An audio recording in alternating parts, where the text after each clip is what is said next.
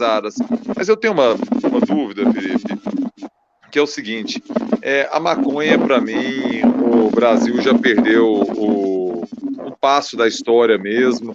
Você percebe que o mundo civilizado já compreende como um business mesmo, já no entretenimento, já na parte medicinal, tudo é um business completo que envolve o agro, envolve um melhoramento de laboratório, envolve um comércio urbano, envolve marketing, envolve uma indústria completa que você percebe o ciclo, né?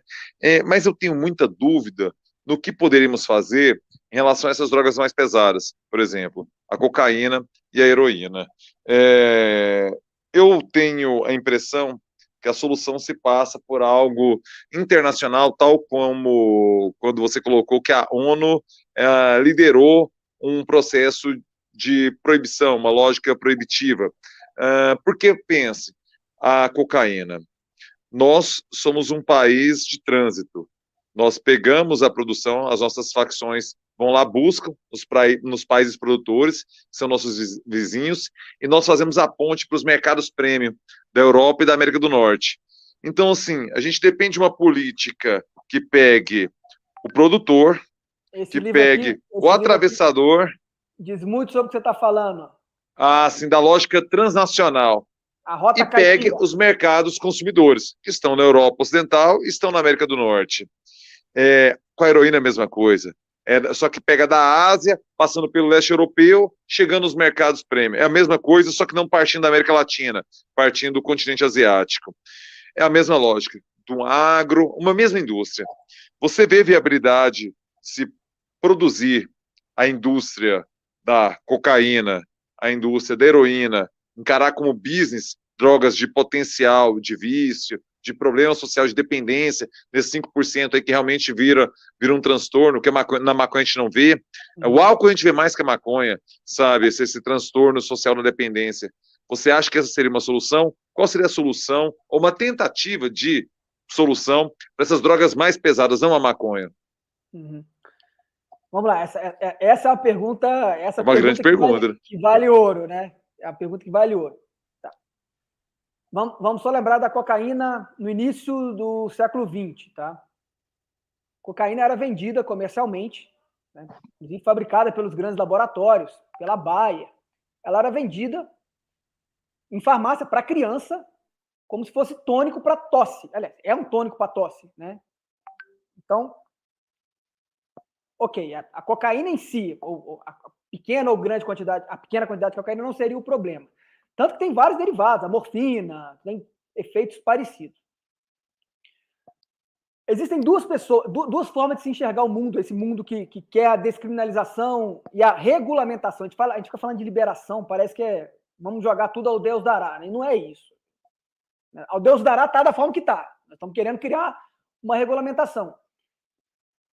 A gente precisa fazer tubos de ensaio em relação a isso.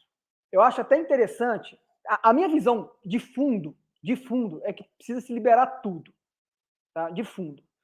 Mas eu entendo que, até em virtude do pânico social, até para a gente fazer um tubo de ensaio, seria interessante a gente começar com a maconha, por exemplo. Até porque a maconha chega a ser se tudo é hipócrita, a maconha é extremamente mais hipócrita, né? A maconha não afeta o seu sistema respiratório, não afeta o seu coração. Ninguém vai morrer de maconha. Você morre de beber. A maconha não faz isso contigo. Ela não te deixa agressivo. Inclusive, durante a evolução da maconha, lá nos Estados Unidos se criou a teoria do mito do estuprador negro, que era o cara que fumava maconha e ficava muito doido para estuprar as mulheres brancas. Ou o mito do super-homem, ou do atirador espetacular, todos que fumavam maconha, né? Enfim, isso já caiu por terra há muito tempo. Pablo, o que se vem verificando quando se libera as drogas? E aí eu vou falar de todas as drogas, tá? Porque a ideia que a gente tem é que vai virar um oba-oba. Todo mundo vai começar a consumir drogas e vai ter um número de usuários e de dependentes muito maior. Tá? Isso é só uma ideia. É um tubo de ensaio, tem que se testar. Mas o que foi constatado até hoje é o seguinte: quando você libera uma substância, o consumo tende a aumentar. Inclusive acontece com a maconha. Tá? Tende a aumentar posteriormente é estagnado e posteriormente volta a cair. O nosso problema não é o usuário. Tá? O usuário pode ser aquela pessoa que utiliza droga todos os dias. Tá? Aquela pessoa que fuma maconha todos os dias. Se aquilo não atrapalha o dia a dia dela, ou seja, ela continua trabalhando, ela continua tendo laços familiares, ela não briga em casa por causa da maconha, ela não tem problemas sociais por causa da maconha. Ainda que fume todo dia, essa pessoa é só usuária. Isso estou falando para a medicina. Tá? O dependente é o problema. O dependente é o cara que começa a bater na mulher porque está com falta da droga, é o cara que começa a furtar porque está com falta da droga, é o cara que para de trabalhar porque está com falta da droga. Esse é o problemático. O número de dependência, quando libera a droga, ele não tende a aumentar. Ele permanece estagnado. E a ONU reconhece isso, tá? A ONU que criou a proibição. A ONU reconhece que as pessoas que têm problemas com droga, né, que utilizaram e continuaram utilizando e viraram dependentes, é um número irrisório, é coisa de 5%. Por óbvio, né? Se a gente aumentar o número de pessoas utilizando, como se todo mundo fosse utilizar após a liberação, vai aumentar o número de dependentes. Eu não estou querendo tirar essa lógica matemática. Mas eu não vejo tanto como um problema, assim, agora vamos criar milhões de zumbis. Até porque, se a gente começa a trabalhar da forma com que alguns países, eu vi você falando, Pablo, que você é um esquerdista conservador, né? E aí o melhor exemplo é a social-democracia europeia, principalmente os países nórdicos. Vamos lá para a Noruega. É bem por aí mesmo. É por aí, né? Então, a forma que eles vão trabalhar com isso é uma política de redução de danos. Tá? E a Suíça tem um caso muito engraçado. Na Suíça você tem as cabines para as pessoas utilizarem heroína. Tá? E aí se fornece a agulha para a pessoa, ela entra naquela cabine, ela é assistida, porque a heroína causa overdose. Então ela vai poder utilizar de uma heroína pura, com uma agulha limpa e assistida, para ela não morrer de overdose. E aí, olha o que começa a acontecer. Usar heroína na Suíça é um programa de tiozão. Porque você começa a sair da subcultura do tráfico. A pessoa começa a perder um pouco aquela ideia. Nos coffee shops da Holanda, o Bob Marley não é o cara mais idolatrado. Então a gente começa a ter uma visão diferente sobre tudo isso. Sabe? Eu entendo a preocupação e compartilho dela, que são drogas, enfim, são drogas extremamente pesadas. É importante que se tenha muita educação sobre elas, é importante que a gente tenha controle sobre elas. Porque o que acontece? As pessoas morrem muito de overdose porque você não está utilizando o composto da forma correta. Você começa a injetar muita substância, que é muito pior do que a heroína, do que a cocaína, dentro daquela droga, para fazer um efeito muito maior. Aí você cria aqueles picos, né? A droga chega muito rápido no seu cérebro e sai muito rápido, então você cria aquela sensação de abstinência muito grande.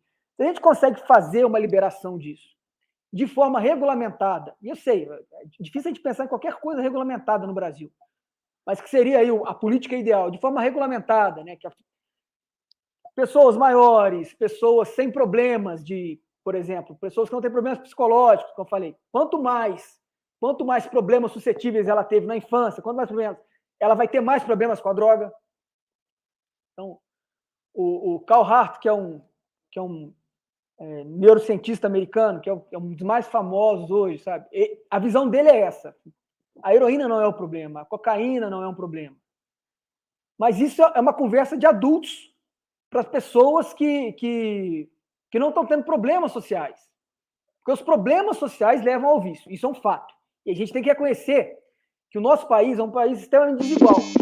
Quando a Holanda libera a maconha antes dos outros países, é porque a sociedade é muito homogênea. Eu entendo a facilidade que a Holanda teve. A sociedade é muito homogênea.